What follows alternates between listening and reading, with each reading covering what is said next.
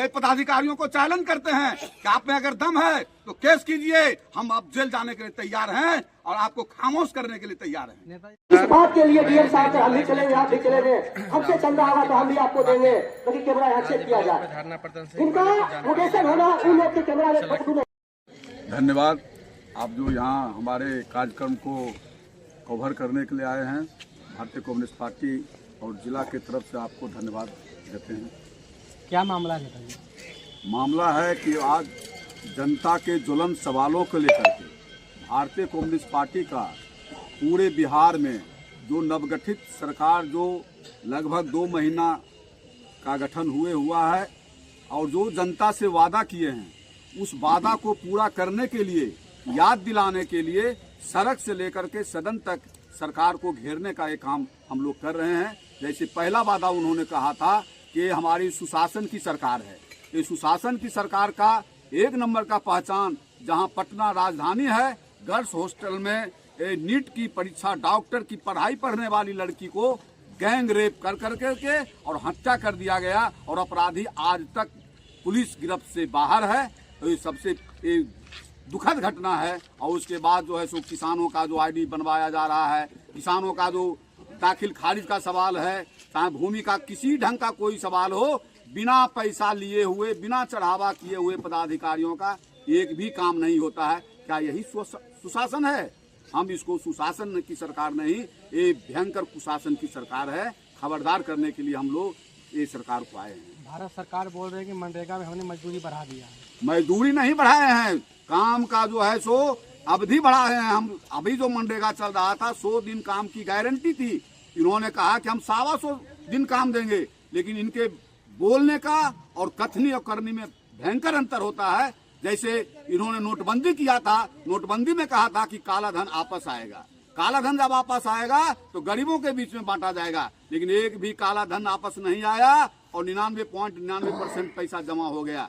इसलिए ये जो योजना इनका है, सिर्फ नाम बदल कर करके और अच्छे बात बोल करके योजना को बंद करने का काम कर रहे हैं। जो किसान और मजदूरों के हित में मनरेगा था, अगर किसी आहर में काम होता था तो किसान का पानी वहां जमा होता था और पानी से किसान का खेत पटवन होता था और मजदूरों को काम मिलता था। इस योजना को बंद करने के लिए एक खास नमूना है कि गारंटी कानून नहीं बनाए हैं, कोई शैक्षिक योजना बनाए हैं। इसका जो निकला है परफॉर्मेट, हम लोग उसको पढ़ के अध्ययन किए हैं। यह योजना जो अभी था कि अगर मजदूरों को काम नहीं सरकार देगी तो हम लोग आंदोलन करते थे तो भत्ता दिया जाता था। यह जो अभी योजना बना है रामजी योजना, उसमें 125 दिन काम करने की घोषणा किए हैं, लेकिन काम अगर नहीं मिलेगा तो कहेगा कि 40% पैसा बिहार सरकार नहीं दिया, हम तो 60% भेज दिए हैं। इसलिए हमारा पार्टी का मांग है कि यह योजना को नाम बदले नहीं और जो काम पहले से चल रहा था उसको और भी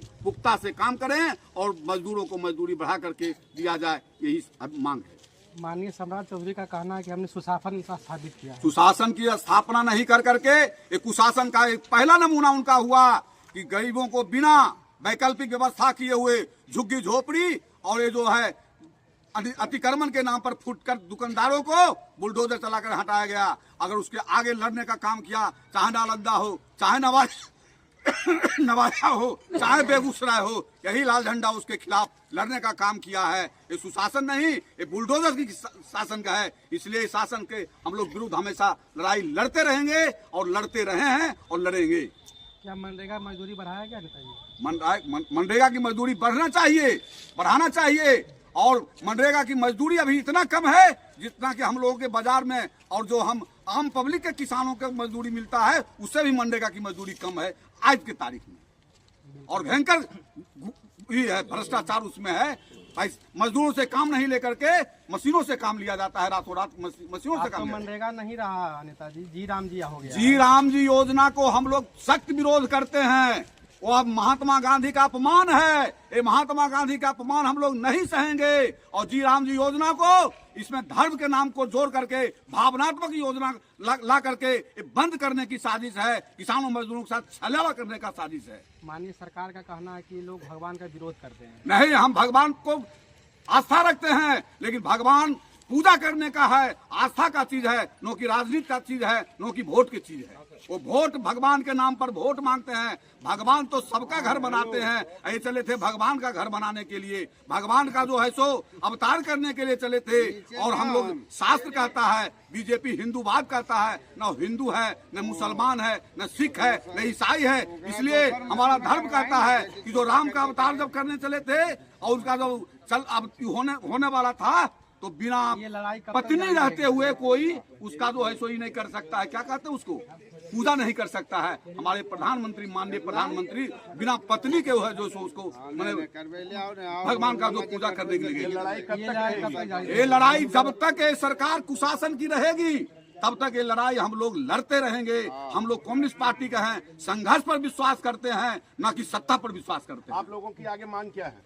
आगे मांग, हमारी मांग है कि जो आपने वादा किया है बिहार सरकार, ये जो अभी जो 2 महीना पहले की सरकार है, जो वादा किया था कि हम भ्रष्टाचार मुक्त करेंगे। अभी विजय सिन्हा भूमि सुधार मंत्री बने हुए हैं, सभी सीओ को कहते हैं कि पर मार्जिन में पैसा नहीं लिया जाएगा, 8 दिनों में नापी किया जाता है। अभी सीओ साहब हमारे अंचल मंत्री को बुला के कह रहे थे कि बाजा नहीं बजाए, बाजा का परमिशन लेते हैं, हमसे वो कानून खोजते हैं और अपने जो है सो बाप का नाम बेटा लिख दिया है, अगर छोड़ दिए हैं खाता चढ़ाने के लिए आपका कम ऑपरेटर मास्टर, उसका कौन गलती किया है? किसान का गलती है, आपका ऑपरेटर का गलती है, और उसको सुधारने में आप पैसा लेते हैं, घूस लेते हैं। कम्युनिस्ट पार्टी आप जानता है, कम्युनिस्ट पार्टी जानता है, एक एक चीज जानता है। आज उसी को उजागर करने के लिए एक भ्रष्ट पदाधिकारी को चेताने के लिए आए हैं कि सुधरिए, अलीगंज की धरती है, अलीगंज की धरती है, किसानों मजदूरों की धरती है, बेरोजगारों की धरती है। यहाँ एक भी कल कारखाना नहीं है। ए सीओ साहब, ए बीडीओ साहब, ए भ्रष्ट पदाधिकारी, संभल जाइए, नहीं तो आपका नींद हराम कर देंगे।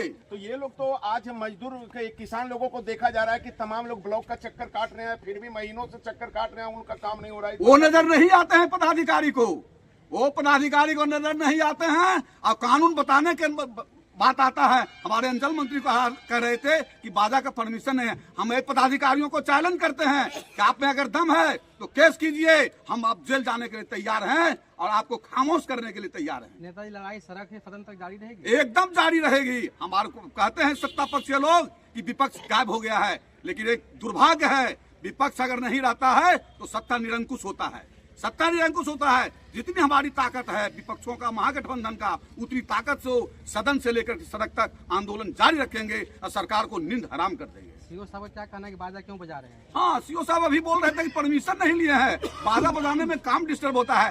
पहला आंदोलन देखे हैं सीओ साहब, इसका मतलब ये पहला आंदोलन देखे हैं और जनता से हमेशा कटे रहने वाले पदाधिकारी है, ये कभी कोई कटे हुए पदाधिकारी है। आज सीओ साहब का डेलीगेशन अगर यहाँ है मौजूद तो उनको यहाँ मंच पर लाएंगे। यहाँ का परंपरा रहा है, कम्युनिस्ट पार्टी का परंपरा रहा है कि पदाधिकारी यहाँ आते हैं और जनता की समस्याओं को सुनते हैं और वचन देते हैं और वादा करते हैं। सुनते हैं लेकिन काम नहीं करते हैं। काम नहीं करते, बिल्कुल नहीं करते हैं। आपका सही वाजिब सवाल है, इसीलिए तो हम लोग यहाँ पर आज हम लोग उनके सामने आए हैं मांग रखने के लिए। ये मांग पूरी होगी? मांग पूरी नहीं होगी, संघर्ष जारी रहेगा।